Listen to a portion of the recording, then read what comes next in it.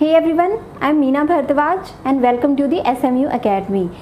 तो यहाँ पे आज हम हिस्ट्री का कोर्स शुरू करने जा रहे हैं, जहाँ पे हम सबसे पहले मॉडर्न हिस्ट्री के बारे में पढ़ेंगे और उसके बाद एंशिएंट और मिडीवल वाला पार्ट कवर करेंगे। तो आप सब जानते हैं मॉडर्न हिस्ट्री के बारे में कि एडवेंट ऑफ यूरोपियन यानी यूरोपियन के आगमन से हमारी मॉडर्न हिस्ट्री की शुरुआत होती है। ओके, तो उसके बाद से हम पढ़ेंगे, लेकिन यहाँ पे हम इस वीडियो में जो करने वाले हैं वो इंट्रोडक्शन और टाइमलाइन पढ़ेंगे। ओके, कि जो कोर्स हम हिस्ट्री का यहाँ पे स्टार्ट करने वाले हैं, एक प्रॉपर कोर्स यहाँ पे, यानी कि आपको पूरी हिस्ट्री, मॉडर्न हिस्ट्री के बारे में पढ़ाया जाएगा। वो सबसे इम्पोर्टेंट यूपीएससी के लिए तो होगी, साथ ही एसएससी और बाकी एग्ज़ाम्स के लिए भी इम्पोर्टेंट होगी, क्योंकि आपके एग्ज़ाम अभी भी मतलब जो रुके हुए हैं वो होने हैं अराउंड सितंबर और अक्टूबर के। तो यहाँ पे आपके लिए काफ़ी हेल्पफुल ये कोर्स रहेगा। तो यहाँ पे हम मॉडर्न हिस्ट्री के बारे में पढ़ते हैं। सबसे पहले हम इंट्रोडक्शन और टाइमलाइन पढ़ेंगे आज, और उसके बाद हम बाकी जो भी आज मैं डिस्कस करूँगी उसको हम एक्सप्लेन में यानी डिटेल में पढ़ेंगे। तो मॉडर्न हिस्ट्री के बारे में जैसा कि आप सब जानते हैं कि मुग़ल डिक्लाइन होना शुरू हुआ था, यानी मिडीवल पीरियड का जैसे एक एंड होना शुरू हुआ था, तो हमारी मॉडर्न हिस्ट्री की शुरुआत होती है, और वो शुरुआत होती है एडवेंट ऑफ यूरोपियन से, क्योंकि 1400 में ही यूरोपियंस आने शुरू हो गए थे, यानी पोर्तुगीज़ आने शुरू हो गए थे। लेकिन उसकी एक स्टार्टिंग कैसे हुई थी, यानी यूरोपियंस का भारत में आगमन कैसा हुआ था या उसके रीजंस क्या थे, उसके बारे में थोड़ा सा मैं आपको बता देती हूँ। एक्चुअली 1400 में क्या हुआ था कि रिनाइसेंस हुआ था, एक रिनाइसेंस,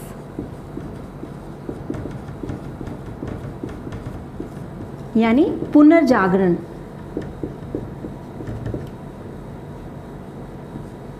ओके, तो एक पुनर्जागरण हुआ था।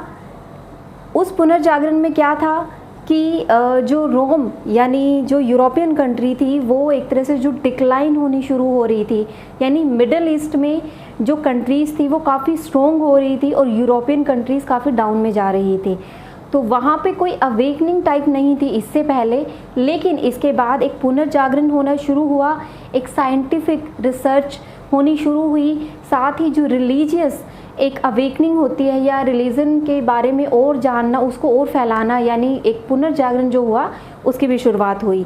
ओके, और एक और रीज़न था कि जो मिडल ईस्ट कंट्रीज़ थी उन्होंने जो ट्रेड का एक जो रास्ता था, जो रूट था यूरोपियन कंट्रीज़ का, उसे ब्लॉक कर दिया था। ओके, और इसके अलावा जब साइंटिफिक रिसर्च हुई तो उन्होंने क्या किया, उन्होंने सोचा कि चलो अब यहाँ पे तो एक तरह से हम आसपास को जानते ही है, अब क्यों ना जो ईस्टर्न कंट्रीज़ है उनके बारे में भी जाना जाए, यानी कि वहाँ पे भी एक ट्रेड किया जाए एंड एक जो हमारी अर्थ है यानी जो वर्ल्ड है उसको डिस्कवर किया जाए।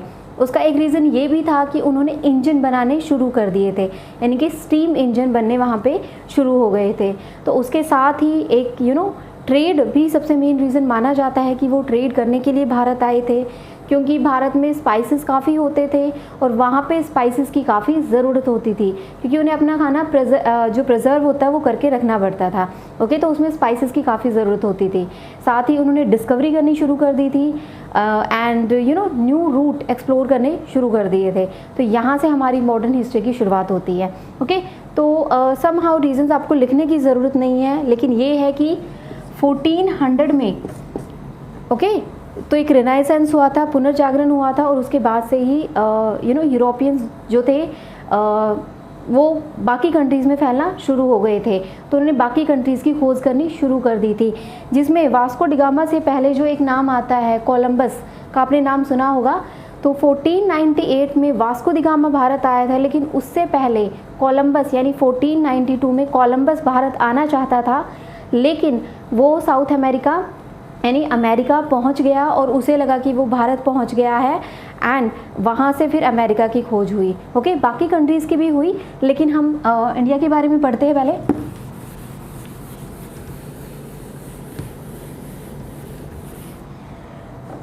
ओके, तो भारत में जो शुरुआत होती है वो एडवेंट ऑफ यूरोपियन से होती है, लेकिन इंट्रोडक्शन पार्ट जब हम करेंगे, यानी कि एक तरह से मिडीवल का जब हम एंड करते हैं तो उसके बाद हम पढ़ते हैं, यानी decline of Mughal.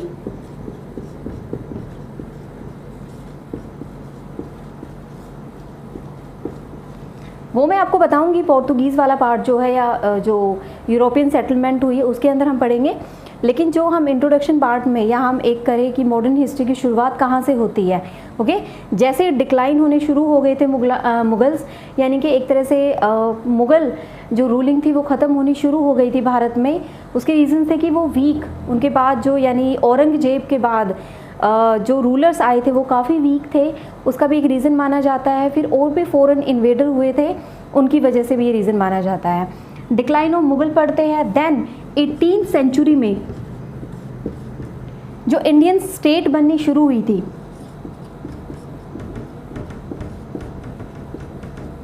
Indian state and provinces बनने शुरू हुए थे,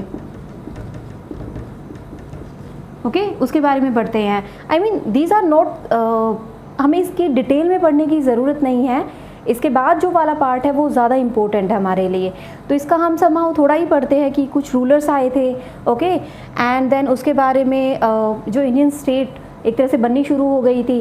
देन उसके बाद जो हमारा मोस्ट इम्पोर्टेंट पार्ट आता है एडवेंट ऑफ यूरोपियंस, या फिर हम कहें कि यूरोपियन सेटलमेंट के बारे में हम पढ़ते हैं, ओके। तो यहाँ पे हम पढ़ते हैं European settlement. You can say advent of Europeans.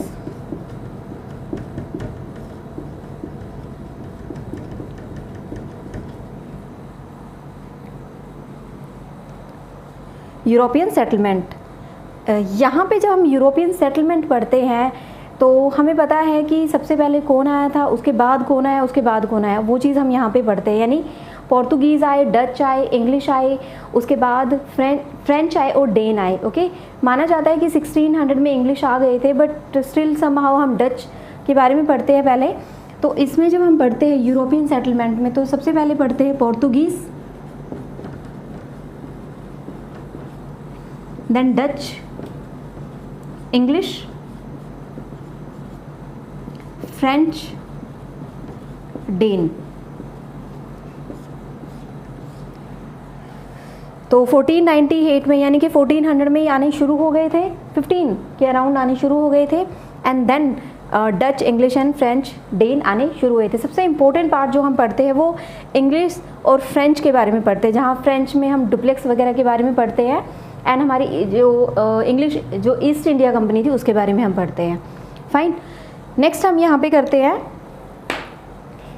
जब इनकी सेटलमेंट होनी शुरू हो गई थी, यानी एक एडवेंट हो गया था, तो धीरे धीरे इन्होंने क्या किया, अपना आए तो ये ट्रेड करने थे, लेकिन ये इंडियन पॉलिटिक्स का पार्ट बनना शुरू हो गए थे, इन्होंने सेटलमेंट करनी शुरू कर दी थी, ओके, कि अब उनका मूड बन गया था कि हाँ अब हम यहाँ पे रहेंगे। तो यहाँ पे इसके बाद उन्होंने क्या किया, कॉन्केस्ट करना शुरू कर दिया था। तो कॉन्केस्ट में जो हम पढ़ते हैं, एक्चुअली इसके बाद ही हम पढ़ते हैं यूरोपियन कॉन्केस्ट।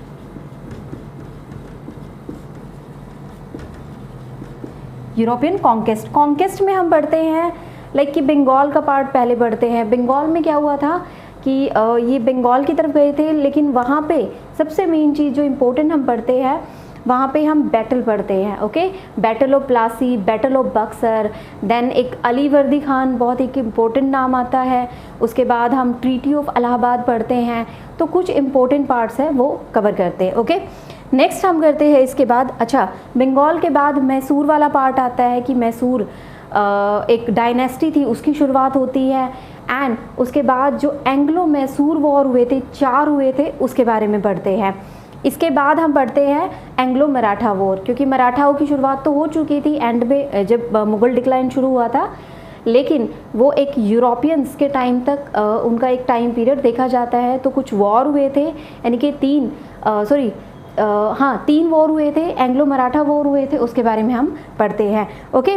नेक्स्ट जो हमारा मेन आता है सिविल अपराइजिंग, इसी के बाद यानी एंग्लो मराठा वॉर के बाद हम पढ़ते हैं सिविल अपराइजिंग।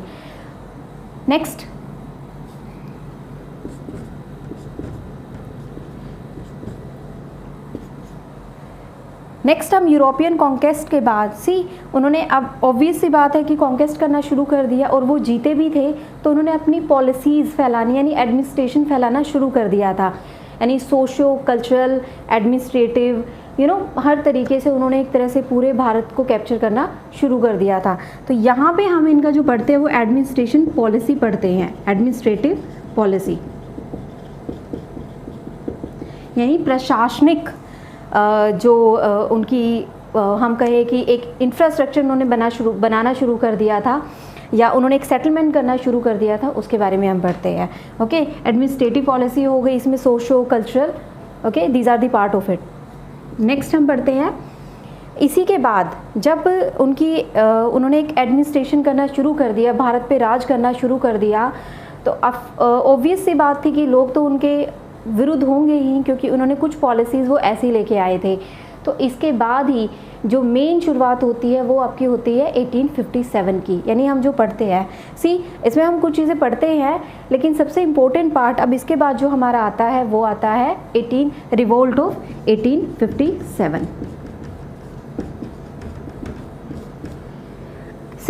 हिस्ट्री में हम सब मेन हिस्ट्री क्या होती है, यानी कि जब आपको एक बहुत बड़ा चेंज देखने को मिले, एक ऐसी स्टोरी जिसने बहुत सारी लाइफ को इम्पैक्ट किया हो, एक टाइम पीरियड, ठीक है, जिसकी वजह से एक बहुत बड़ा चेंज देखने को मिला हो। तो एक रिवोल्ट जो हुआ था 1857 में, ये काफ़ी एक प्रभावशाली रिवोल्ट माना गया। ओके, तो एक तरह से इसने नींव हिला के रख दी थी यूरोपियंस की, और इसके बारे में हम पढ़ते हैं। हाँ, इसके बाद जो हम पढ़ते हैं वो कुछ रिफॉर्म्स पढ़ते हैं, यानी कि हमारे जो नेशनल रिफॉर्म्स,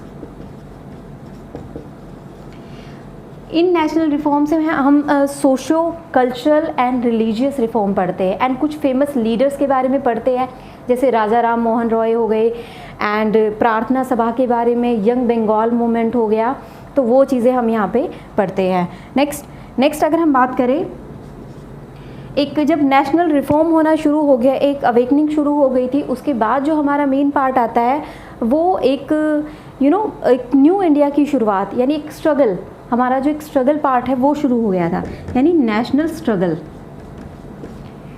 अब उस नेशनल स्ट्रगल में क्या था, सबसे मेनली जो हम पढ़ते हैं, ओके, एक तरह से जो ब्रिटिश रूल था उसका जो इम्पैक्ट देखने को मिला था, ये स्ट्रगल उसी का एक रीज़न था। ओके, उसी का एक आप कहें कि कोज, मेन रीज़न, आप कहें कि आउटपुट थी।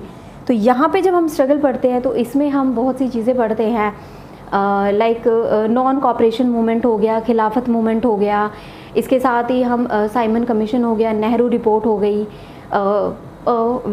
इससे पहले जब हम नेशनल रिफॉर्म्स पढ़ते हैं, इसके जस्ट बाद जब हम सोशो कल्चरल रिलीजियस रिफॉर्म के बारे में पढ़ते हैं, उसके बाद हमारा एक मेन जो इम्पोर्टेंट पॉइंट है वो छूट गया, वो है national Congress foundation. National Congress foundation,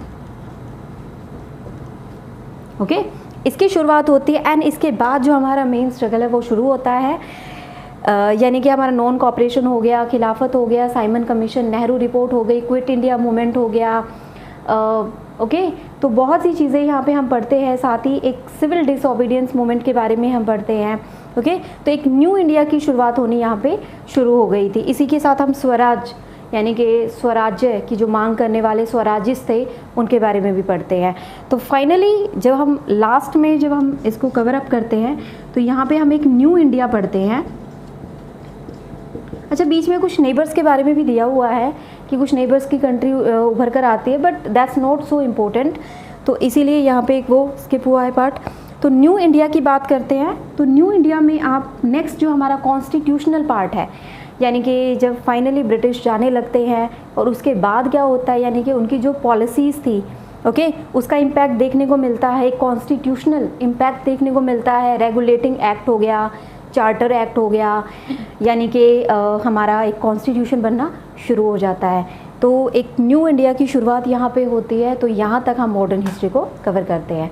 okay, तो this is the introduction part, जिसको हम एक्सप्लेन में यानी डिटेल इसकी कवर करेंगे।